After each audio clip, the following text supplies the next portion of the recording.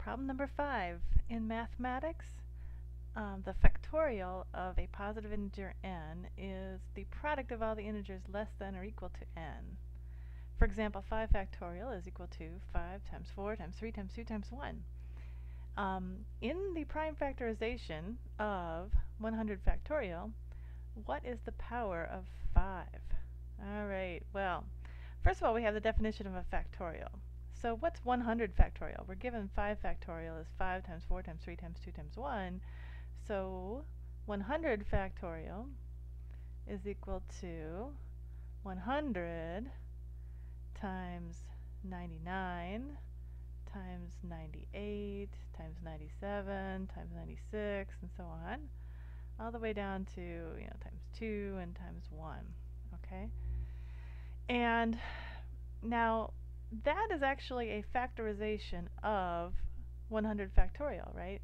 I mean, if we were to draw a factor tree, we would draw, 100 would be a factor, 99 would be a factor, 98 would be a factor, and so on. Alright, all the way down to 1. It's not the prime factorization because some of these numbers aren't prime aren't prime numbers, right? Like 100 can be factored into 2 squared times 5 squared. So that, 5 squared. So that would be the prime factorization of 100. Okay, so we've broken 100 down into the product of prime numbers. So that's what we mean by when we ask for the prime factorization. Okay, it would be if we took all of these factors of 100 and broke them down into prime factors. Okay, so like this is 3 squared times 11. Okay, that would be those would be the prime factors of 99. Okay, if we broke all those numbers down into prime factors, how many 5s would we have? Okay, you can see here we have 2 5s when we have 100, right?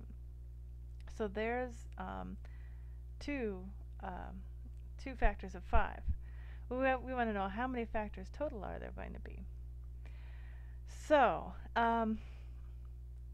so what we need to do is count up the number of numbers in this list that have a factor of 5.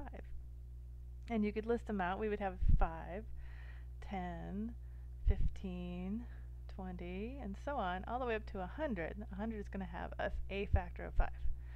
Alright, so how many numbers are in that list?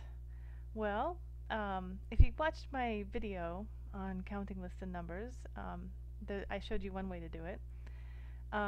So we can just divide all these numbers by 5. We'll get 1, 2, and so on, all the way up to 20. Okay, so we have 20. 20 of these numbers will have at least one factor of 5. Okay, but we have to be careful because the answer is not 20. I probably shouldn't have circled it because I think I've been circling answers when they're the final answer, but this isn't actually the final answer. Because we have to be careful because we'll have numbers like 25, which would be the next one in this list, that actually has 2 factors of 5 in it. And this is just the number of numbers that have at least 1, okay? But some of these are going to have 2 factors of 5. Okay, so how many numbers are going to have 2 factors of 5? Well, we know 25 would be the first one. That'd be 5 times 5. And what would be the next one? It's going to be 50, right? That's going to be 2 times 5 times 5. And then we'd have 3 times 5 times 5, which is 75, right? And 4 times 5 times 5 is 100, okay?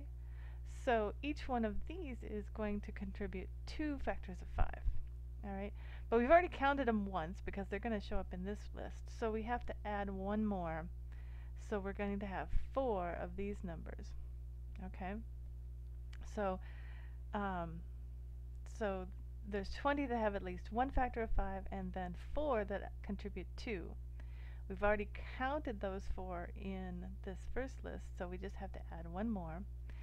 And are there any that are going to contribute 3 factors of 5? Well, 5 cubed is what, 125? So no, there won't be any of these numbers that contribute 3 factors of 5. So our answer is actually 20 plus 4, which is 24. Okay? So we're going to have, if you were to factor all of the numbers in